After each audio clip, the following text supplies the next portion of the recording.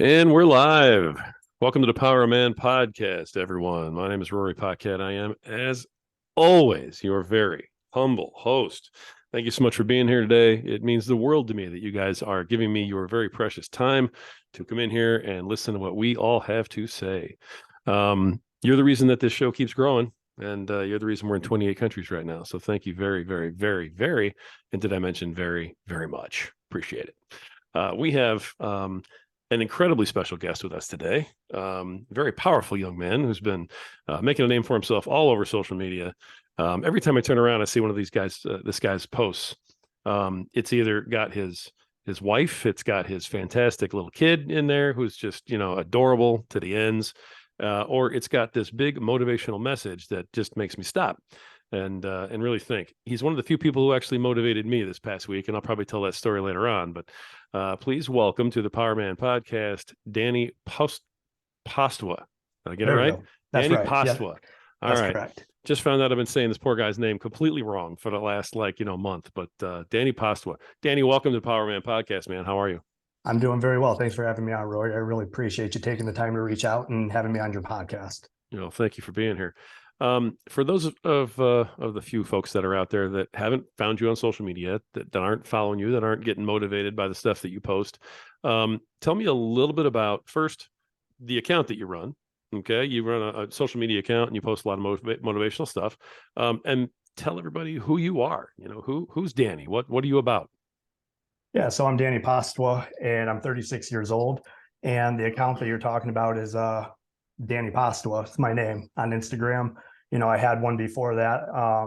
Not that followers necessarily are the most important thing, but I had another account, and I had to change it because people couldn't tag me in that one anymore because I shared too much COVID misinformation. And so I had Okay. actually figured, well, if I'm going to try to, inspire other people, I want people to be able to tag my posts and so on and so forth. And so I ended up just kind of leaving that one in the dust and starting the one that I have now. So I'm trying to build that one back up. And so, yeah, my social media is, just kind of this capture of my everyday life, things that I've been through, experiences that I've had, where I try to share those things with other people and try to make a positive impact, even if it's only for one person.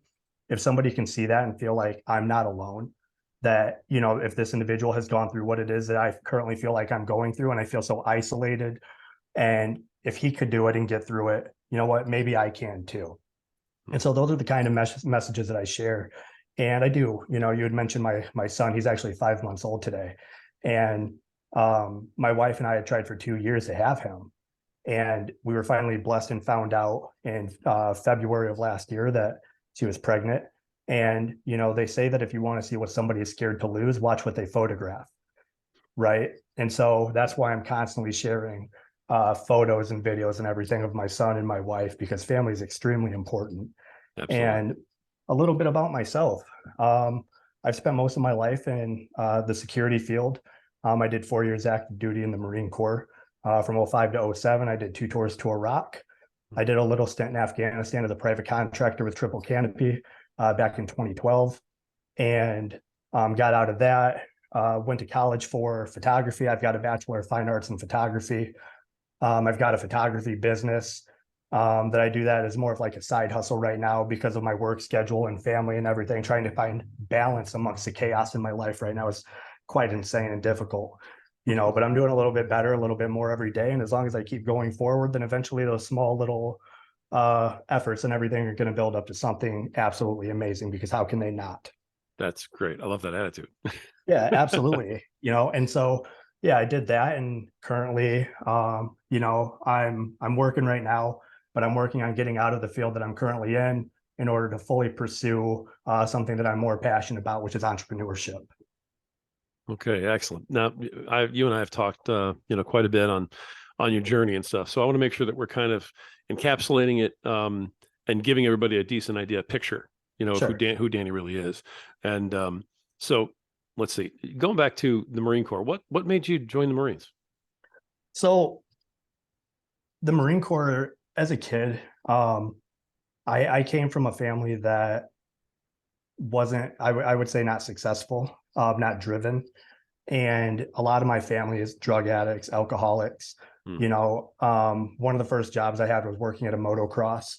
And when I was in high school, I was out there on the motocross track, sitting next to one of my cousins, and he pulled out meth and started smoking meth right next to me.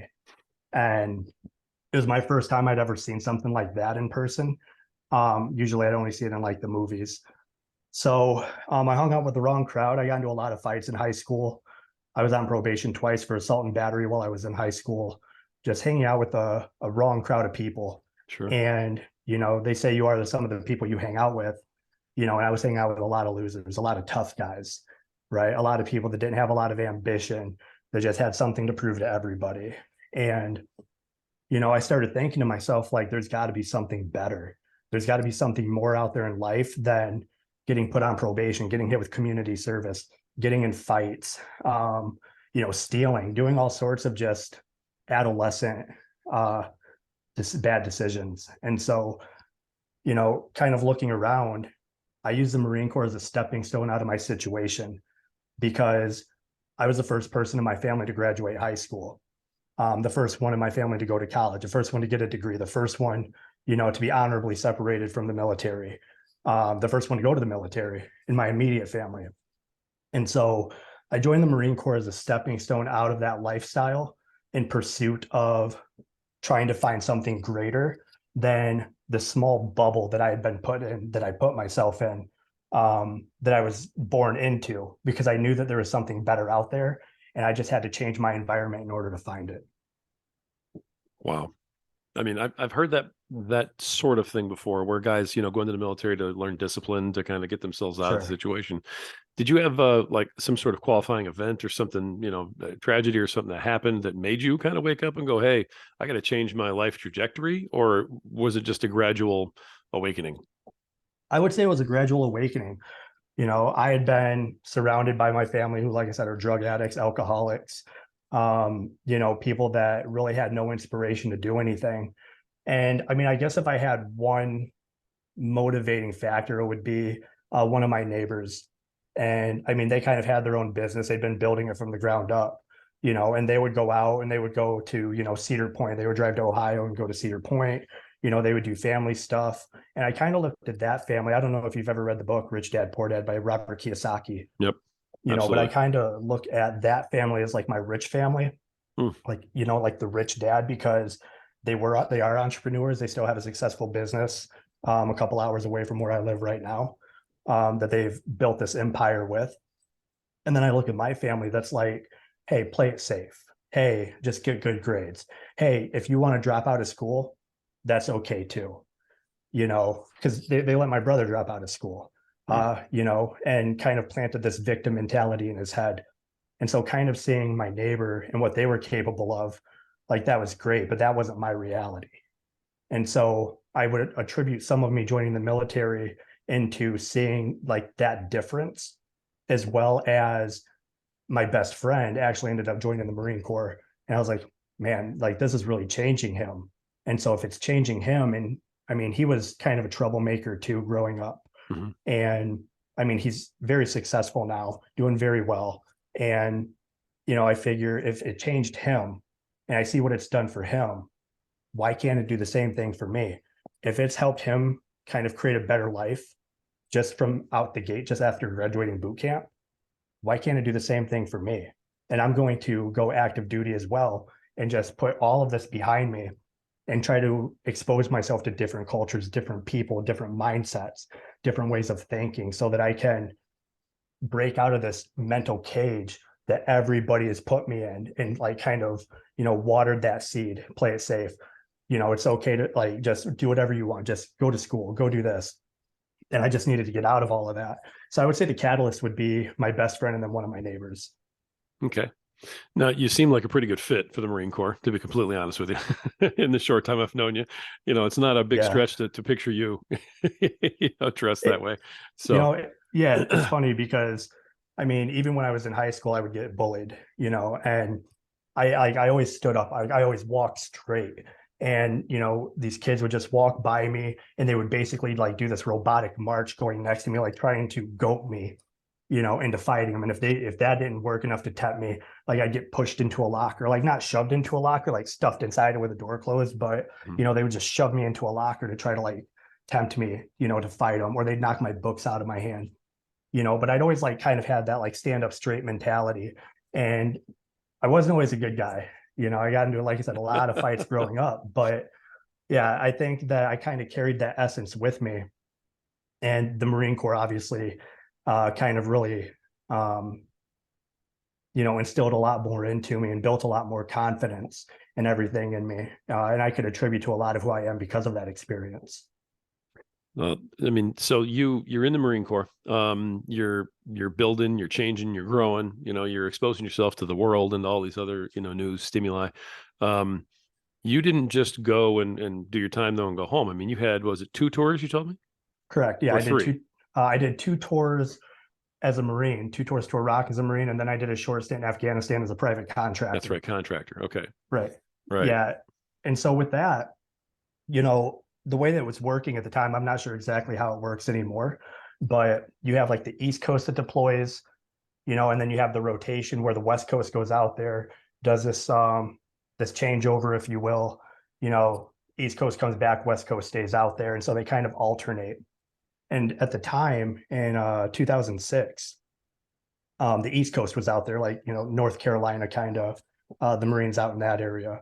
And our master sergeant had called a bunch of us into his office and had said, "Hey, I need 10 volunteers of people who want to go and deploy to Iraq." And I was one of the first people who raised my hand. Wow. And I was like, you know what, I'm here. I want to get the fullest experience that I can out of, me being here, me joining the military. I want to leave no stone left unturned. And so I was one of the first people to raise my hand. And it was this whole, we're going, we're not going, we're going, we're not going. And then the next thing they're like, "Hey, we're going to do workups." And did the workups for a little while out in the desert at 29 Palms, and went on our way and deployed. And so that was a 7-month deployment out there. Came back for I think like 8 months or something, then went on another 9-month deployment back to Iraq. Now, were you married during this time that you were in the service? That happened afterwards. Yes, I just got married a couple of years ago to my wife Ellen, and yeah, I was never married. I had relationships, a handful of them, while I was in, and nope, never been married. I was one of the few, because a lot of guys go in there, they get married or they get contract marriages, because they get more money if they're married, and when they're deployed, they get a lot more money if they're married. Oh wow, Yeah, okay, I didn't know that. well, yeah, because when you're a bachelor and you live on base, your board is basically paid for, the chow hall, or you're staying in barracks. But when you're married, you get basically, depending on your rank, you get approval to live off base, and you get what's called a housing allowance.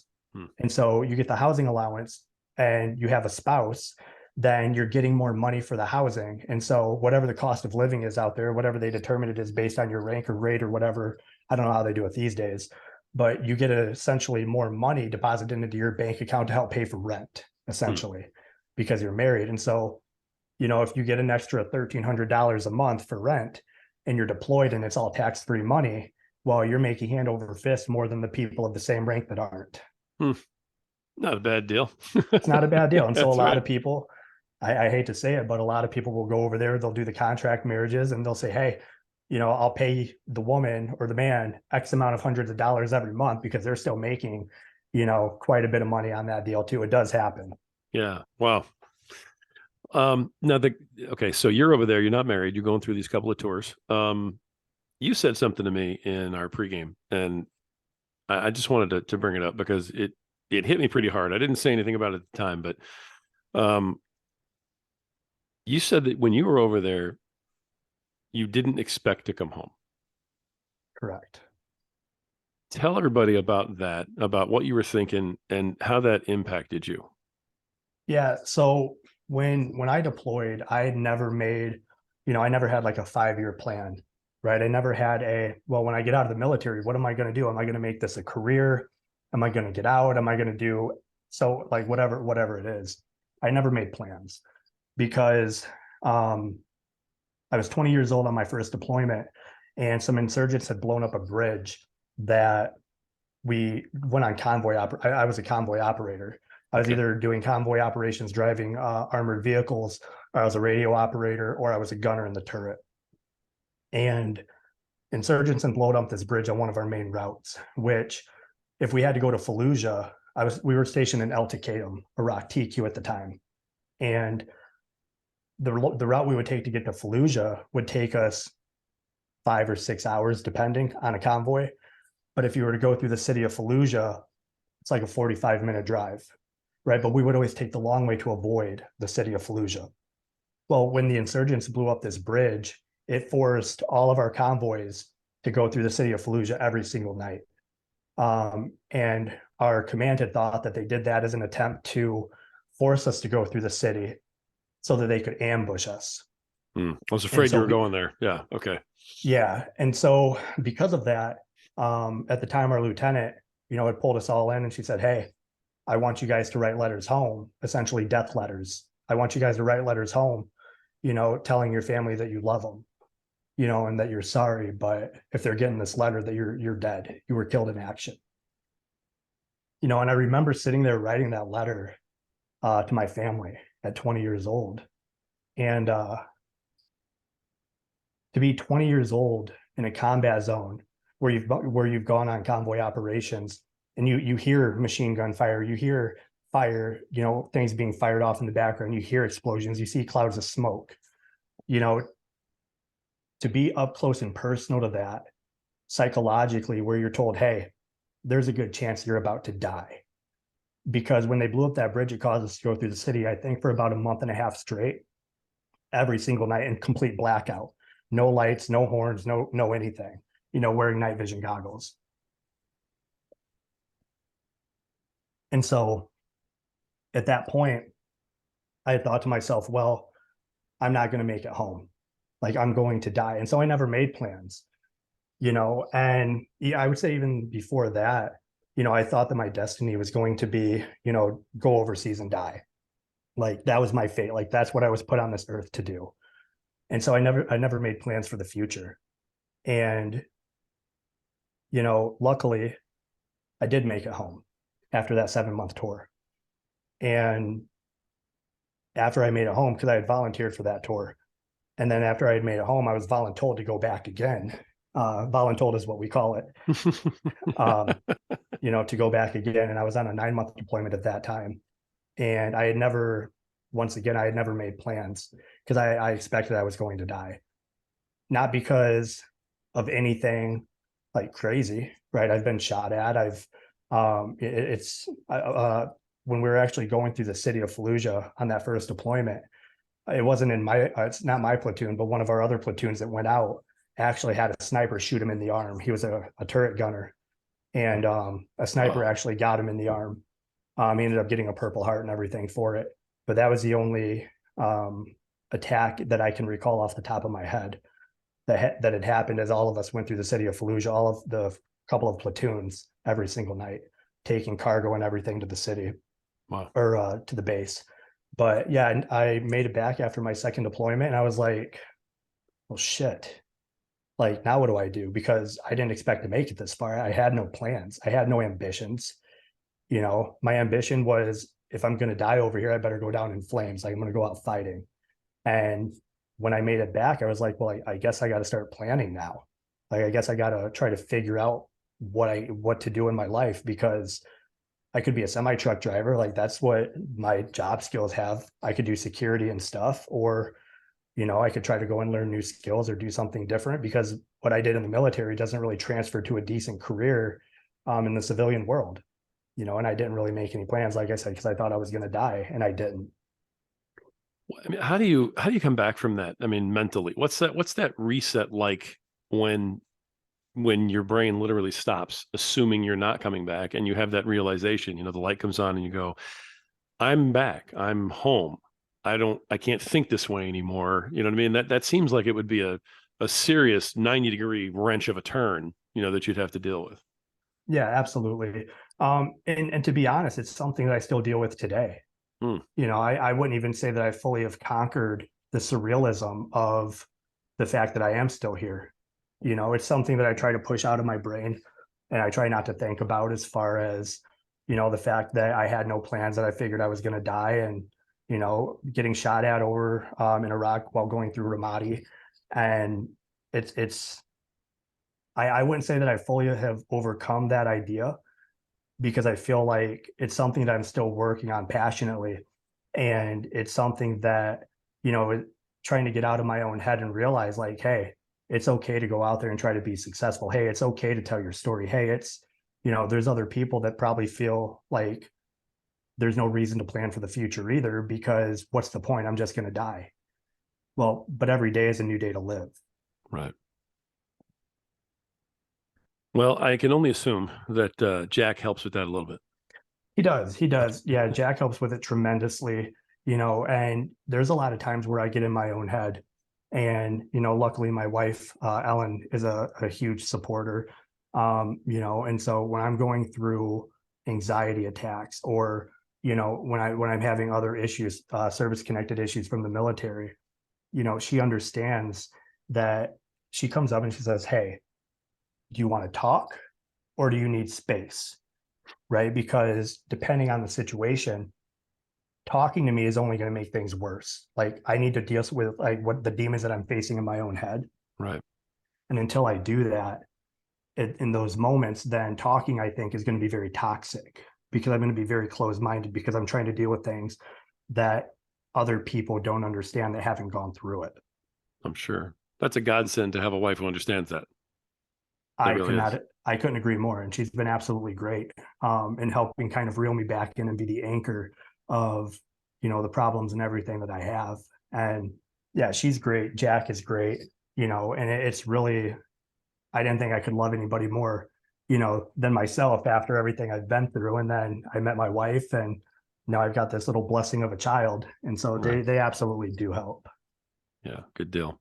Now, how long have you been with your wife? I mean, she's in a lot of your posts, and you can tell that, you just are absolutely the smitten kitten when you're with your wife in these pictures. You don't hide it very well.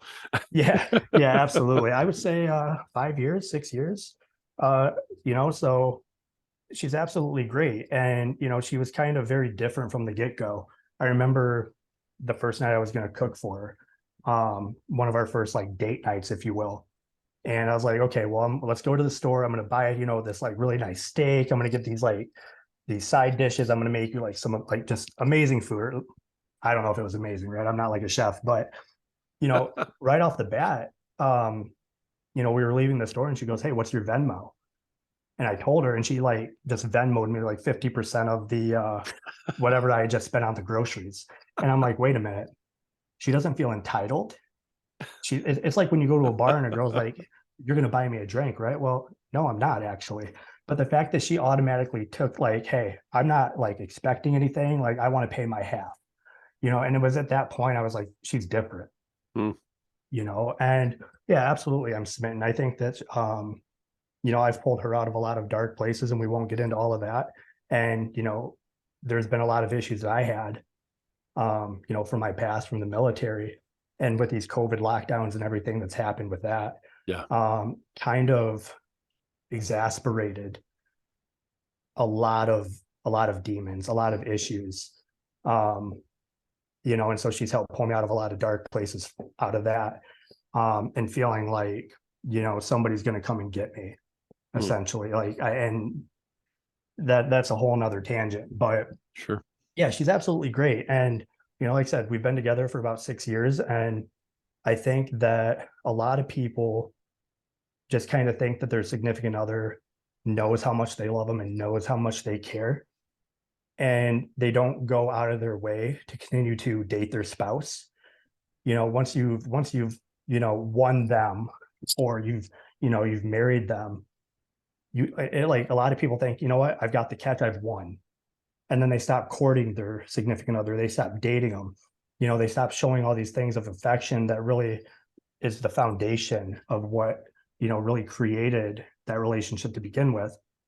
And I think that if you don't continue to feed that, if you stop dating your spouse, and if you stop courting like you did, when you first started dating, I think the foundation has the potential to start cracking. And when it starts cracking, a lot of ideas, a lot of thoughts can seep in. And when that happens, then it comes down to discipline, or, that individual's strong will. And, I think that that's one of the things that, I try to put out there. Because like I said earlier, if you want to see what somebody's afraid to lose, watch what they photograph. And so I'm constantly sharing my wife. I'm constantly sharing my kid. I'm constantly like, we go on date nights. She and I have wellness checks every week when we sit down for dinner. Mm. And so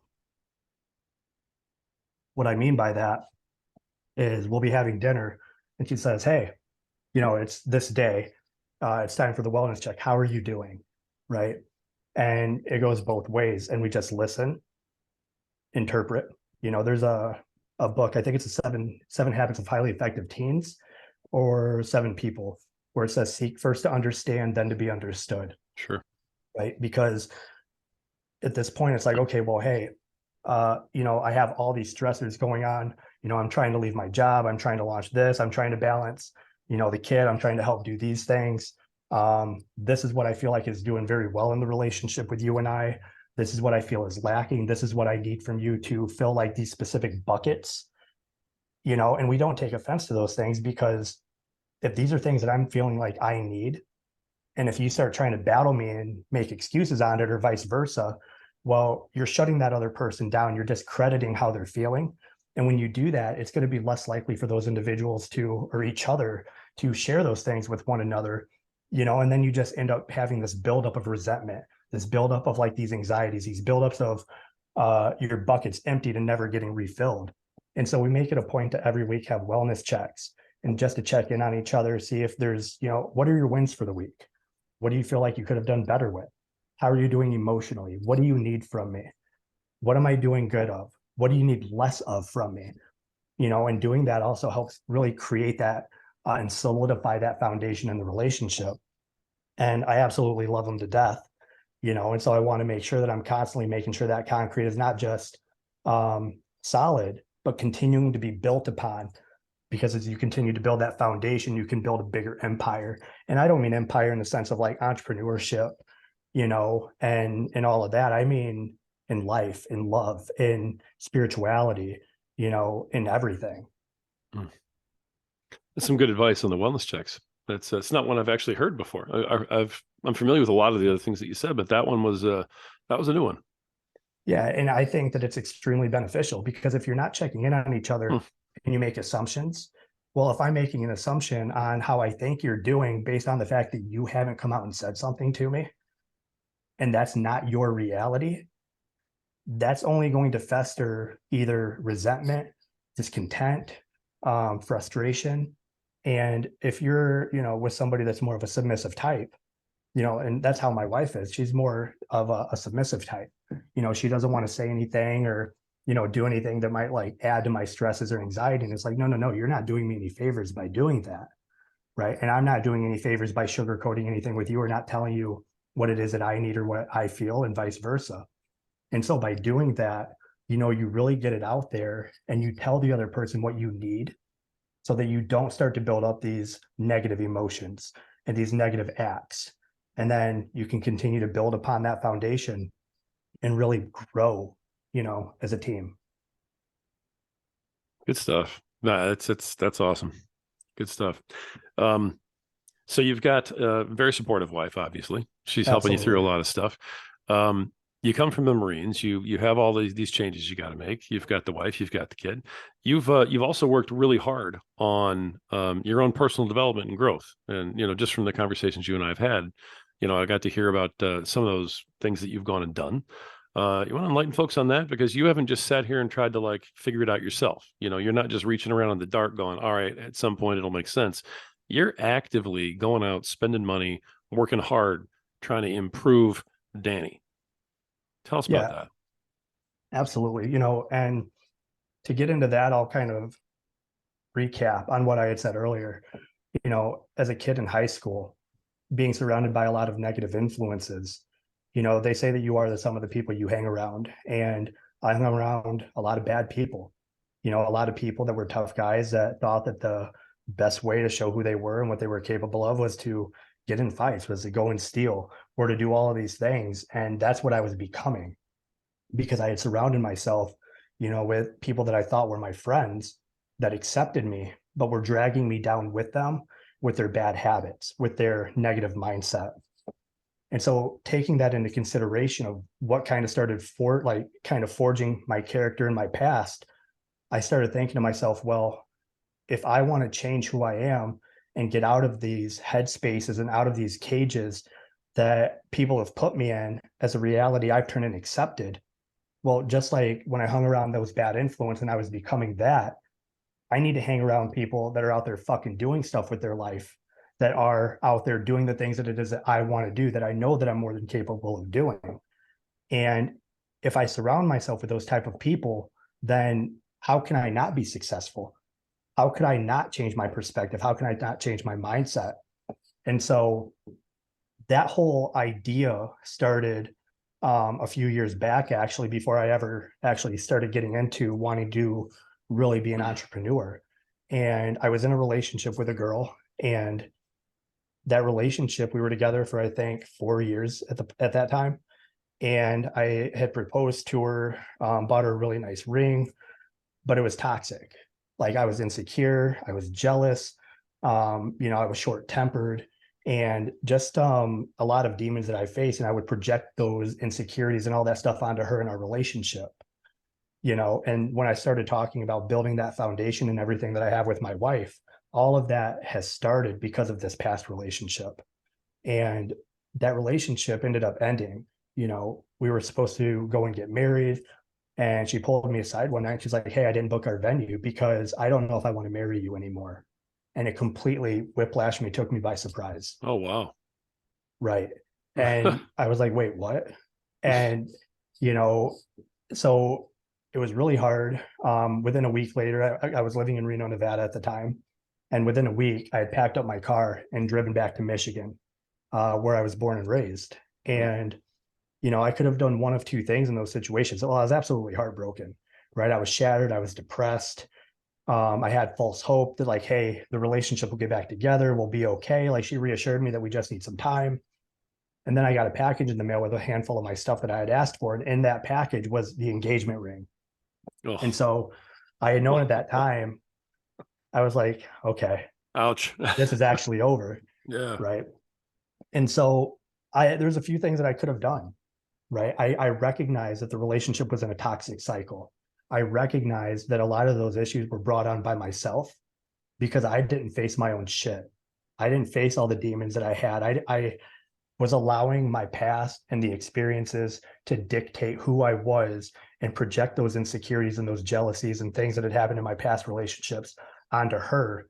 And so it's like, well, I could sit here and, be a victim and blame her and everybody else, or maybe it was another guy. Who knows what it is? I could be the victim, or I could say, you know what? Like, I'm self-aware enough to know that a lot of these problems came from me. Like if I truly look at the situation, I was the cause of most of the problems. And so I could be a victim, or I could say, okay, something about me needs to change.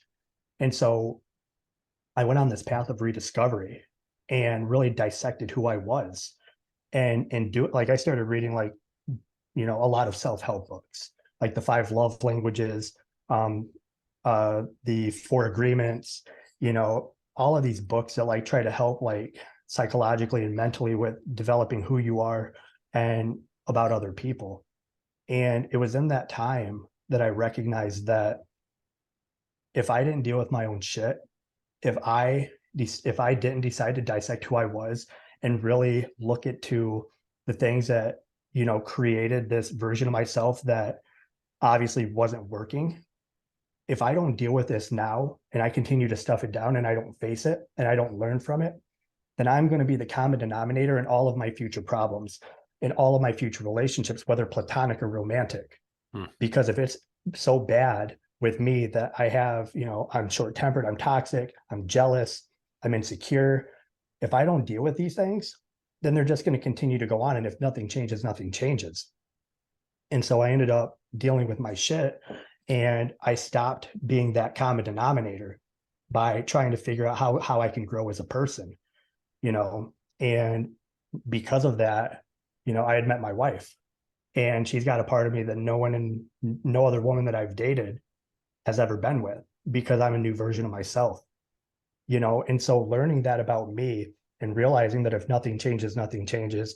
and knowing that, if people in my past can be such a negative influence and bring me down with them, and that's what I was becoming, then going into my future, I need to change something about myself. And that's this mental cage of this version of myself that I've accepted that other people have created for me, right? My teachers, my family, my friends. And so, yeah, I've been a member of the Lions Den for a while. I flew out to Sean Whalen's Lions Den flying event in, I believe, March of last year. Um, More recently, I ended up flying out to Justin Wegner, Backbone Swag.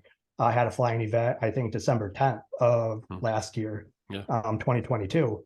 And I met a lot of great people out there. But something about that, and I've been to 10X Growth Con with Grant Cardone. And it was something about Justin's event that really triggered this change in perspective for me. Despite the thousands of dollars I've spent on coaching and mentorship and trying to put myself in situations to surround myself with people that I know are going to be a positive impact with me, something about that event really, I guess, ignited a fire within my heart and really changed something with me. So ever since I left that event, and I don't want to get into, a lot of what was shared at Justin's event.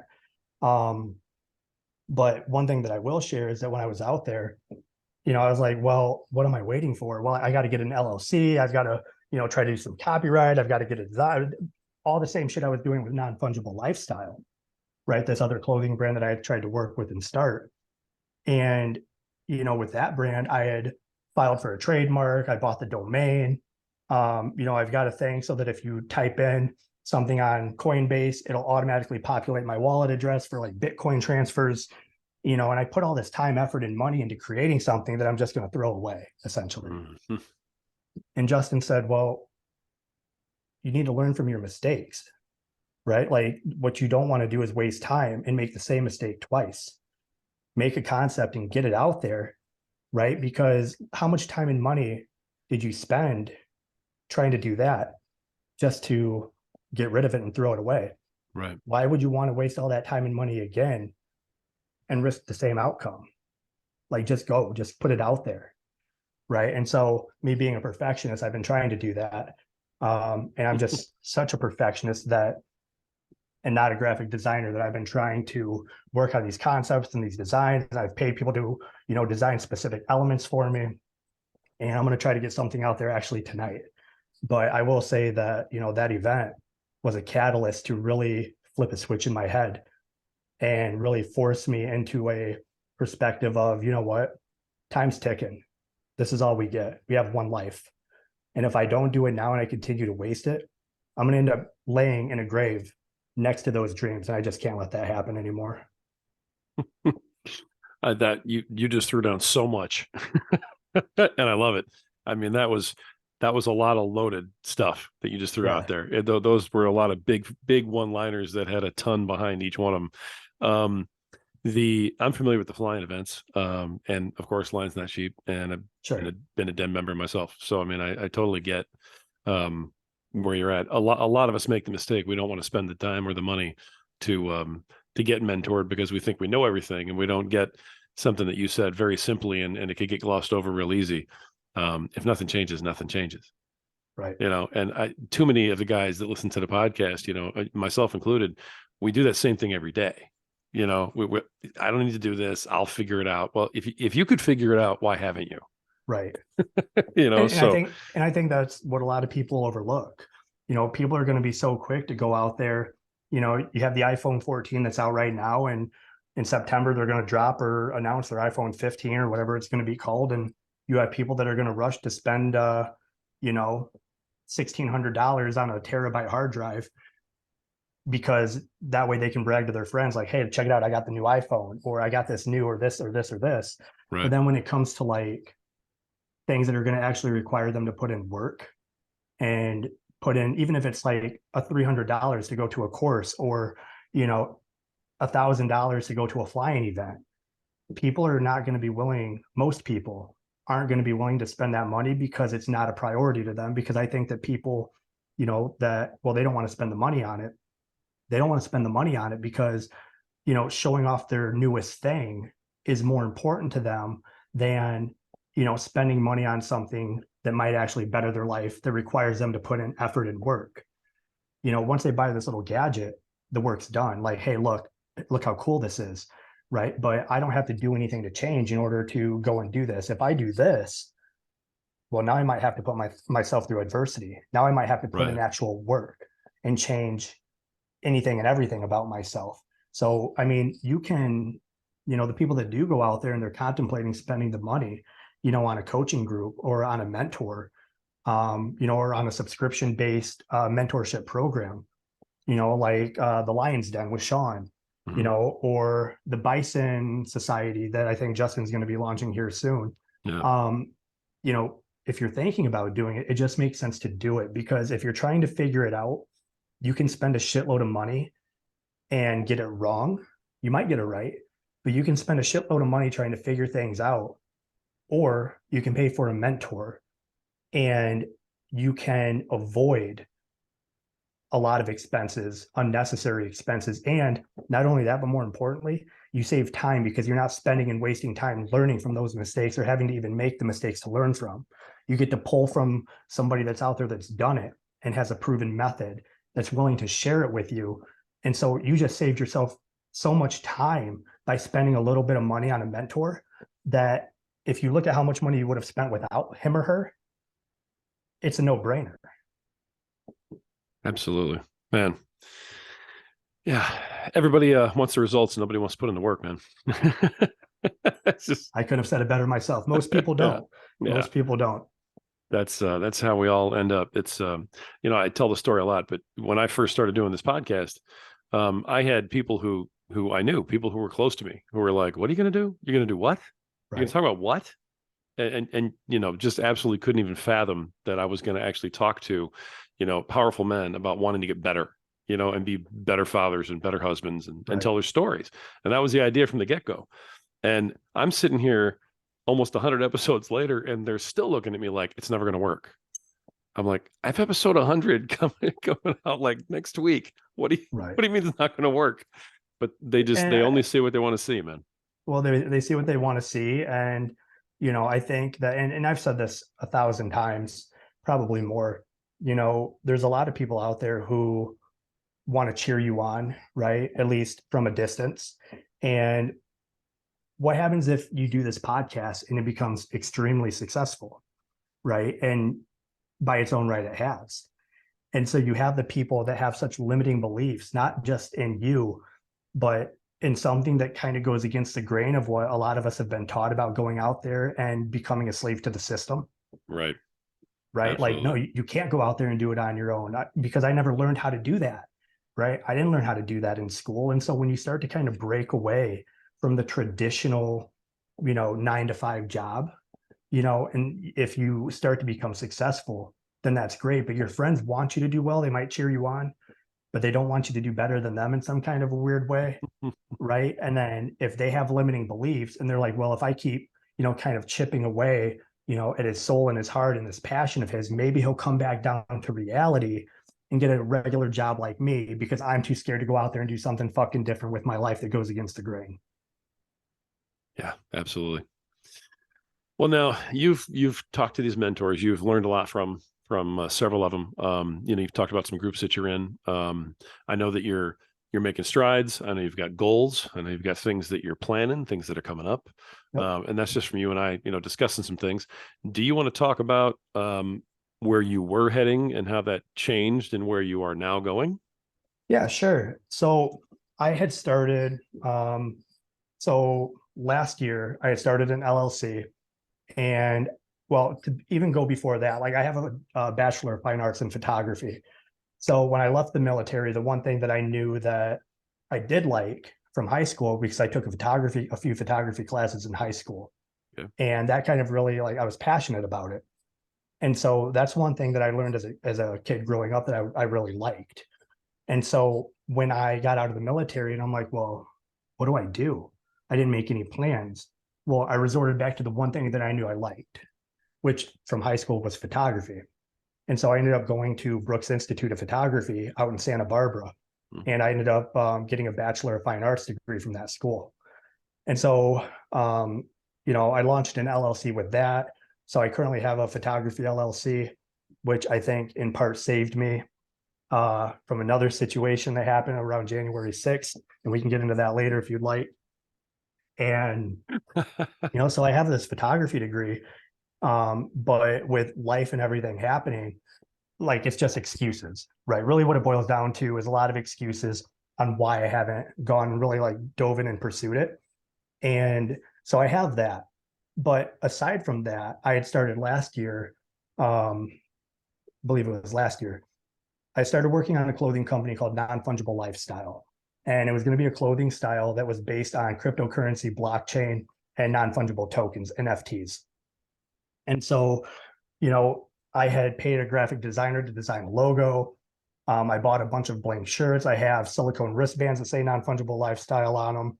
I've got heat transfers. I've got a heat press machine. I've done this whole thing for it, and I can grab a couple of them and show you. And I did all of that. I'm super passionate. I filed for a trademark. I actually just got an email a couple of weeks ago saying that, hey, you've been granted the issuance of allowance for your trademark. It'll be officially granted once you prove that you're using it in commerce. And I have until mid-July to prove that I'm using it in commerce for the trademark non-fungible lifestyle to be officially granted. So I have this thing going, super passionate about it. I'm still learning about cryptocurrency and NFTs at this point. And I go to Sean Whalen's flying event for the Lion's Den. And I'm taking in all of these nuggets, all of these things from all these different entrepreneurs and all of these different walks of life. And I'm like, I can't do this. I can't continue down this road of non-fungible lifestyle because one, I'm still learning about the space myself. Two, how do I convince people to buy into an idea if I have to spend a lot of money or time educating them on what crypto even is? I don't even understand blockchain. So how do I explain that to people?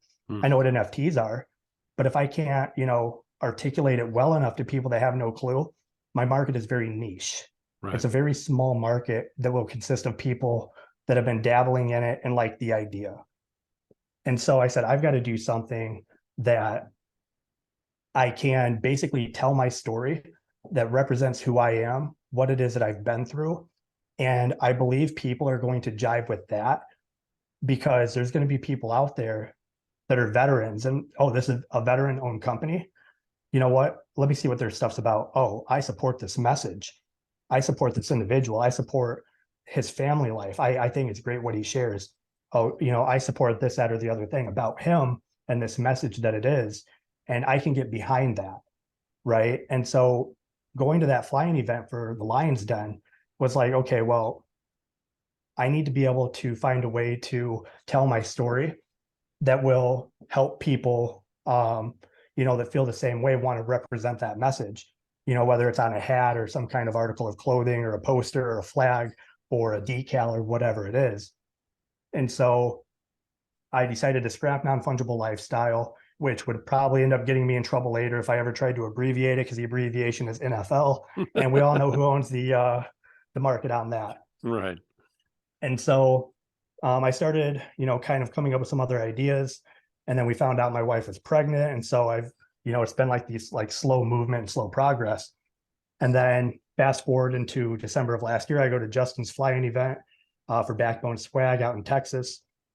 And I'm like, you know what? Why am I wasting my time doing all this other stuff? Let me just try to create something, put something out there, see if the market responds. If it does, go from there. Stop wasting time. Stop making the same mistake twice. I don't need a bank account right now. I don't need the LLC right now. I don't need this. I don't need that. And so I've been trying to work on, creating these different things for this idea that I have that I want to represent. And so I had an idea in mind called do your worst, right? And do your worst to me is like, if you are going to try to come after me, if you think that you're going to crush me, if you think that you're going to do all of these negative things to me, then I hope you do your worst and that you win, because if you don't, I will. I'll do my worst and I will win. Right. And it was kind of this mentality that I had, but I was like, that's kind of confusing. Do I really want to go that route with it? And then I had an epiphany. And I said, well, what is it that I'm trying to say? What is it that I always say? I always talk about how time is the most valuable currency we have. I always talk about how, this is a one life that we get. And, if we spend our time on things that we're not passionate about, spend our time with people or on people who don't really care about us, that it's not reciprocated, it's wasted. And if we're not happy with that, it's not like if you give, somebody $1 for something that costs 50 cents, you get 50 cents back. Or if you're not happy with it, you can return it. When that hourglass runs out of sand, it's gone. You don't get a refund on that time, Right. And so I said, what is the simplest way that I can try to articulate what it is that I feel about life? And I was sitting here, and it was a happy accident, really. And what it is I was coming up with this concept for the do your worst thing. And I was abbreviating a layer in Photoshop. And as I was abbreviating it, because there was a message that I wanted to have on the shirt for this mock-up for this concept, I was like, wait a minute. Like, this is it. This is a message right here. And that message is just fucking live, right? Stop wasting time. Stop thinking tomorrow is going to happen. There's people who didn't wake up today that planned on getting stuff done today that they were putting off, and it's not because anything crazy happened. It's just they didn't wake up. It was their time and they were called. Right. Right. Tomorrow is promised to nobody. And so it's like, well, what does that mean? It means, well, fucking live today, because tomorrow might not happen. And so that's the route I've been going on. So I spent the last probably 2 weeks trying to come up with this concept.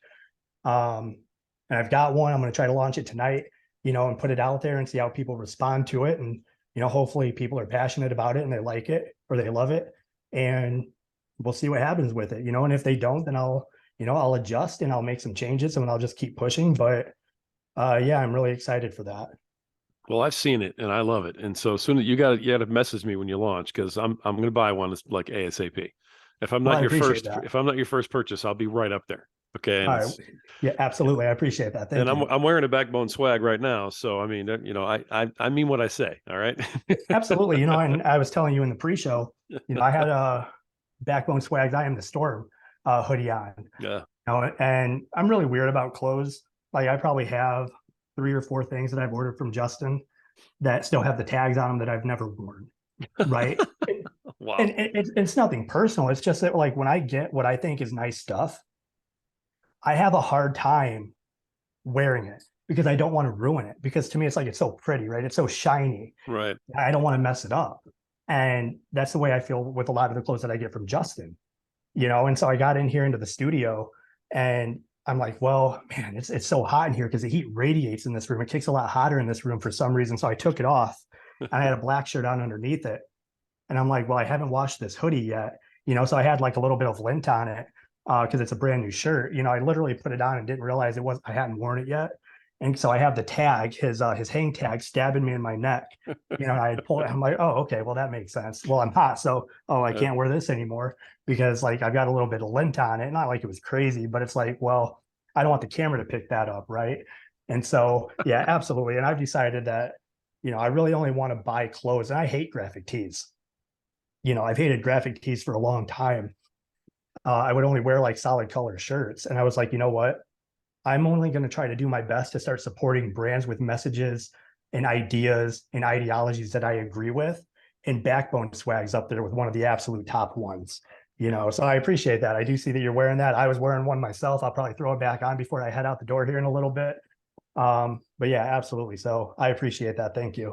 No, not at all, man. Let me know, because I'll grab that up. So I just I'm the same way. If the cause is there, if the message is right, if the thinking and the mindset behind it, is where it's supposed to be, and if the guy who's running it, if his heart's there, then I want to support it. Absolutely, 100%. Absolutely. So I'm always there. But all right. So this is going to drop tonight. This is kind of a big deal. Yeah. So that's the game plan. I had so we had a printer and the size that I wanted to make it, because there'll be heat transfers at first, and the size that I wanted to make it, our printer's not capable of printing that. So, we were kind of taking pieces of paper and taping them together and trying to like come up with a visual on like what size is going to look good on a shirt. Because if I put a mock-up out there, I want it to be proportionate to what it is. If somebody's like, if I get a positive response, that it's going to be as accurate to that mock-up as possible. And so I was like, we got to go get a new printer, So we had just gotten this big printer over here, and I printed out a couple different sizes of it. And I found the size that I believe is going to work. And so when I get home tonight, that's one of the first things I'm going to do is I'm going to create the mock-up with that specific size on there, in relevance, and see if people respond to it. And if it's a positive response, then, I plan on, launching that Shopify store and trying to, pump some stuff out there. That's awesome. That's awesome. We'll come back to this. There's only one more thing that I wanted to touch base with you on, and Sure. I know you know what it is already. A lot of folks paid a lot of attention when you talked about your experience with January 6th. And Yes. you have prints and stuff like that I think you were either selling or considering selling or reproducing. Correct. Are you still doing that, just out of curiosity? So I was thinking about actually going and, making like a coffee table, like a coffee book, a coffee table book of, the prints and everything that I had taken from January 6th. And I haven't done it. I did get a little bit of a response for it. But I haven't put enough time into develop it. I haven't put enough time into actually create prints because I think it's still such a sensitive subject or topic for a lot of people, especially with the way things were spun from people that were never there, that buy into the hype that is given to them or spoon fed to them. And yeah, so I want to do prints of it. I think that, having some large prints on like really nice archival matte paper would be absolutely amazing to hang in like a spot of your home that's like, hey, check this out. Like, how epic was this? Despite what the media and everybody tried to portray it as. But I'll talk on it. I'll talk on the experience and everything that I had. So we heard that Trump was going to have a rally on January 6th. And, I was like, man, I don't know if I can go. I've got to put vacation in for work.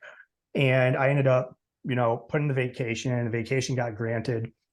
And my wife and my best friend and I ended up going out there. We only packed, I think in my suitcase, I packed a couple MREs. I packed a couple collapsible flagpoles, a Marine Corps flag and a US flag.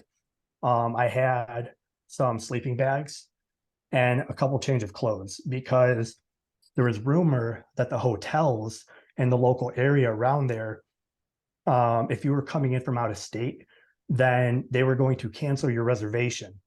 And so there's people talking that, oh, well, we're going to just set up like these big camps. And if you have sleeping bags or tents or whatever, like you can come out here and, we'll kind of be this community of helping each other out. Sure. That's been kicked out of, their hotels. So we end up flying out there. We go to check into our hotel and we didn't get kicked out of the hotel or anything. So we get there, we're in the lobby waiting to check in, and there's a lot of different people out there, and they're like, oh, well, there's a couple busloads of Antifa that just got dropped off at this hotel across the street, just so you know. And I'm like, oh, okay, well, thanks for that information. Right. And I have no clue who a lot of these people are, but then you see people that are kind of dressed a little bit differently. They're kind of like carrying themselves a little bit differently, and I go up and I start chatting with some of them and they're Proud Boys. And so had a little bit of conversations with some Proud Boys, which was, you have this portrayal of what they are, through the media and social media. And I will say that my personal experience, because there's a lot of negative light that gets shined on them, at least for the like one or two people that I had talked to at the hotel, that's not what the experience or the thought that I had was. So fast forward, we end up going out that night that we fly in. We fly out on January 5th. We check into our hotel, they're having like concerts and all this stuff. And so we're out just walking around and I bring my professional camera with me. As I said, I've got a degree in photography, right? I've got an LLC in it. I've got a Bachelor of Fine Arts in Photography. And so I'm out there just capturing, taking photos. So we go out, we end up coming back pretty early because we're like, okay, we're going to get up early. We're going to, order some food from a restaurant across the street, and then we'll make our way out to the lawn and, watch Trump and Rudy Giuliani and all of their speech. Well, we're there. I'm taking photos, on my camera, and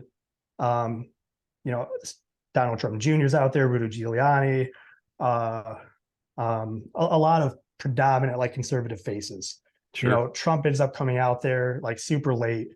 And I know that in that process, somewhere like close to halfway through a speech, like somebody raised some guidon up in the air and yelled something about like, let's go. And this huge group of people just got up and just left. And I was like, that's kind of weird. And Trump had made the comment, like, let's, essentially, I think he had said like, go to the Capitol or let's make our way down there. He didn't say anything about like charging them or violence or, anything like that. So we're walking to the Capitol and I'm taking photos, on my camera. And we get there and I'm taking these photos. We get to the Capitol and there's like these multiple layers of the Capitol, right? And so there's steps that kind of lead up to these different layers. And I'm taking all these photographs. I get a text message and like somehow I get a text message because there's thousands and thousands of people. And if you've ever been to a concert, you can't even send a text message, with there being, because everyone's taking up the cell service. Right. Too much interference. Well, yeah. Right. And so I get a text message from a buddy who was that I had served with. And he's like, hey, man, I hope you're not being like all these idiots that are, out there. Cause I had posted on my social that I was going to DC. And he's like, I hope you're not being like all these other idiots out there. Go see the sites, go pay respects to our brothers and sisters, and then go home. Essentially, he's looking out for me. And I said, at this point, while we were there, we had gone up like the first set of stairs to that next level, and we get up there, I'm taking photos and everything. I'm taking some videos on my phone. I can send you a couple of those videos if they will. They're kind of long, so I don't know if they'll send. Yeah, it'd be great. But I'm taking these, and at the base, like I don't know the layout of the Capitol, right? But it's kind of like this wall, and then there's like this outer wall, and it kind of looked like people were kind of going into like underneath that second layer of that, because you have the ground level, and then you have stairs to the next level, and then stairs to the next level. Yeah. And from my perspective up there, it looked like people were trying to go in. Granted, I don't know where in led to. I'd never been there before. I don't know the layout. And I'm looking at this, and I look at my wife and my friend. I'm like, hey, we're out of here. And I sent a text message to my buddy while I was up there on that next level. I was like, hey, man, yeah, we're here at the Capitol right now. It looks like people are trying to go in. That's not what we came here for. We're leaving. And so I sent that text message and we end up going. It took us forever to get out of there. There's so many people to try to like kind of get in between. And so, I'm still taking photos and everything on my camera. And finally we get out of there. Not to mention we get a kind of like an Amber Alert that said, hey, there's a curfew. Don't be outside of your hotel or out in the streets or whatever past this time, or basically you're going to risk getting arrested, right, for being out past curfew. And obviously there's a reason for that, given what, January 6th, right? Right. And so we're like, okay, well, we're not trying to get in any trouble. So we went back to our hotel, and we didn't leave our hotel for the rest of the day or the rest of the night. We weren't out past curfew, despite there being concerts and gatherings. Like we just stayed inside. And fast forward, we go home, we fly home the very next morning. We literally had just gone out there. We flew out on the 5th, was there on the 6th, flew out on the 7th back home, and fast forward maybe a week or two, I'm at work. I get pulled out of work and I basically, hey, were you in DC? I was like, yeah, I was.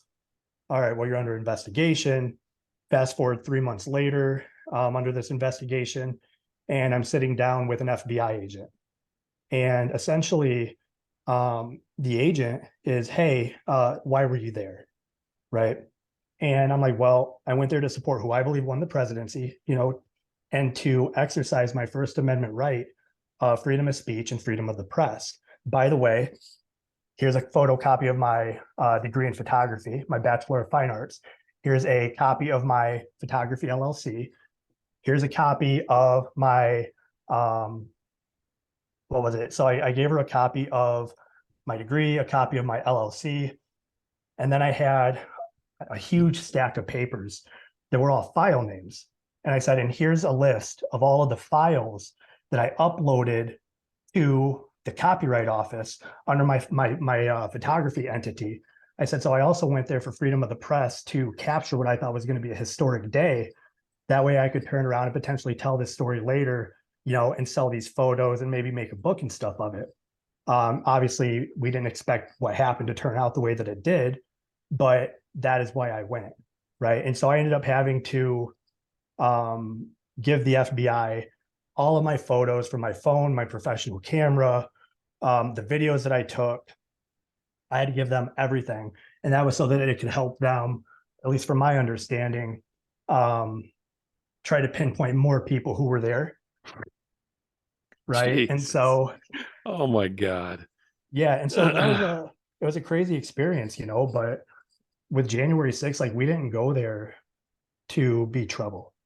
We went there to support Trump.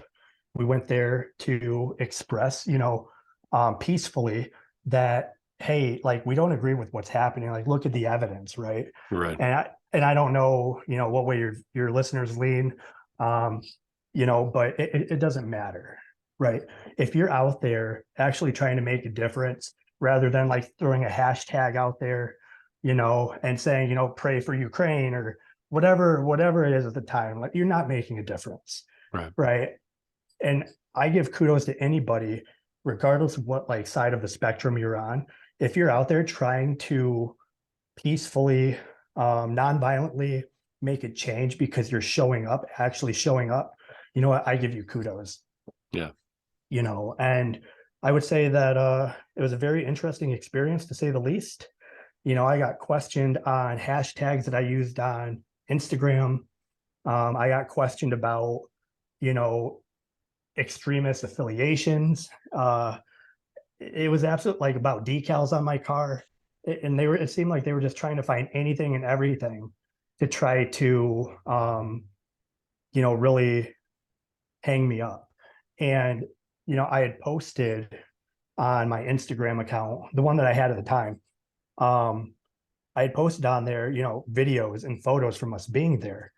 And I had people on there tagging the FBI in it, the CIA, all these different alphabet agencies, so many people saying, I wish you were the one that were shot and killed. I wish you were shot. I wish you would have died. Just a lot of like toxicity and hate. And there were people also that, more of the negativity than the positivity. And then there were people that were also asking questions, and 99% of those questions I had responded to, because I did when I didn't have to, but I did. Mm-hmm. And I killed him with kindness. And, there's a lot of confusion based on what the people that were there actually saw, the information that came out, the video footage of what came out, and what was being portrayed by the media. And so, of course, people don't know what to believe. Right.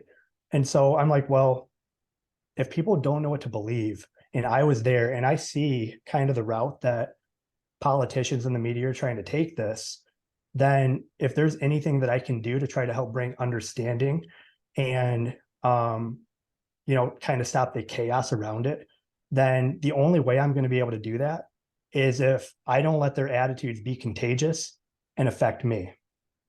Because I'm a firm believer that attitudes are contagious. Yeah. Right. If you come at me with this extreme attitude, well, I can get offensive and, throw it back at you, because if you're being rude and disrespectful and hateful, it's very easy for me to fall into that mentality as well, because I think, like I said, attitudes are contagious, good and or bad. Sure. And I said, well, if there's so much confusion and people don't know, and they're, spilling this stuff and they're just regurgitating what they've seen online or through the TV, well, I don't want to come after them with the same attitude. I've got to be a beacon of light, of understanding, to help them really understand what really happened through my eyes. Now, what happened through my eyes and what happened through other people's eyes could be entirely different, but this is my story, right? This is what I saw authentically, and I will share that with you, and I will help you try to understand the way I see it from what I experienced there, because that's all I can share. I can't share from anybody else. Sure. But, and I mean, I had a lot of people that, was unwavering, right? And I had a lot of people that were like, holy shit, hey, thank you. Like, I never thought of it like that. I didn't see it like that. This is what I had seen. Thank you for sharing this, And so there's a lot of hearts and minds that I changed. And there's a lot of people that just couldn't be bothered to change their perspective, no matter what kind of proof or evidence you showed them. If you changed one mind, that's it. then that it's worth all the work you went through.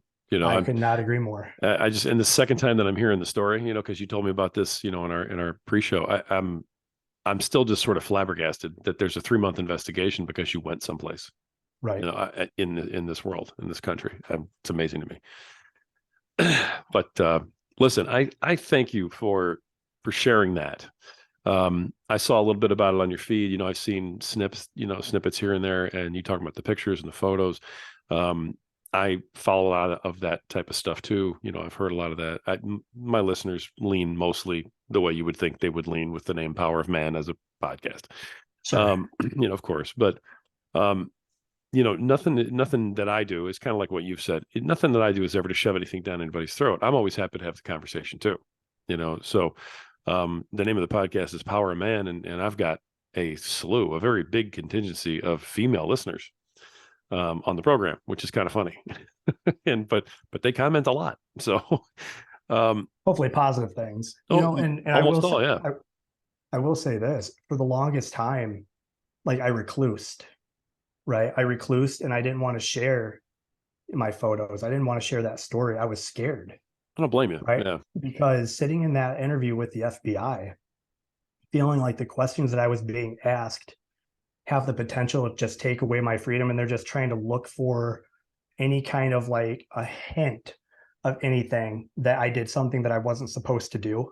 right, um well, if I reshare this, if I reshare a photo, or if I reshare a video, like when I had made that post, I think the one that you're talking about making prints, hmm, I was like, if I share this, what if a different agent that is more gung-ho of locking up conservative voices, what if they see it and now they're going to come after me and try to find a different angle? right, And if they do that, how vicious are they going to be in attempt to silence me or put me away or take away my freedom because they think they're doing it for the greater good, right, right? And so I'm always like, for the longest time, I've been so scared to share any of that stuff because what if? What if I don't? What if I don't? And you have people out there that are just terrified to speak up, or people that are scared to go to, say, a semi truck rally, right? And right, protest of freedom. Well, what if I don't share that? I think it's not only a disservice to myself and my story and who I am, but it's a disservice to people who are looking to, like, it's okay. It's okay to be a citizen of whatever country you're in and be empowering, yeah, right? Because it's the people that went to January 6th and they say, oh, it was this huge insurrection. And it's like, you must not know anything about 1776, right? That was an right. insurrection. That was an insurrection. Yeah, And you're enjoying your freedoms today because we broke away from them. right. Like that's what that was. This is what I would call a false flag. Anyways, but it's like, if I don't tell that story, then the people that want to go out there and like show up rather than just sitting behind the keyboard of their phone or their computer, maybe they'll realize, like, hey, there might be a repercussion to this. I might sit down with the FBI. I might be under a 3 month investigation. But you know what? If he did it and he's okay, because I didn't do anything illegal or go anywhere I wasn't supposed to go, Right. then you know what? Maybe I can show up too. And if I show up and show, maybe that'll be the difference that makes everything. Yeah. You never know. Yeah. Well, like I said, I appreciate you sharing that, man, because the story needs to be told. Your story needs to be told. And it clear anybody who's seen that on your feed, it gives them a chance now to kind of have you clear that up and just say, look, this is what happened. Right. And yeah, I do have some pictures, but you're not out like promoting any kind of craziness or Right. trying to raise, some sort of rebellion. I mean, you're just, Right. I was there. Here's the pictures. Anybody interested? So I thought that was pretty Absolutely. cool. I thought that was cool. Moving back to your process, then you're getting ready to launch this thing. You've been working hard on it, Yep. and it's an awesome design. I don't know if you want to show that to Yeah. everybody. You're I'll welcome show it. to anybody who's watching on YouTube. I mean, Yeah, absolutely. And the thing is balancing, trying to find balance with the job that I'm currently at, trying to be present for my wife, trying to be present for our newborn who's 5 months old today. And not only that, but other projects of things that we're trying to, like our homestead. There's just so many moving parts here.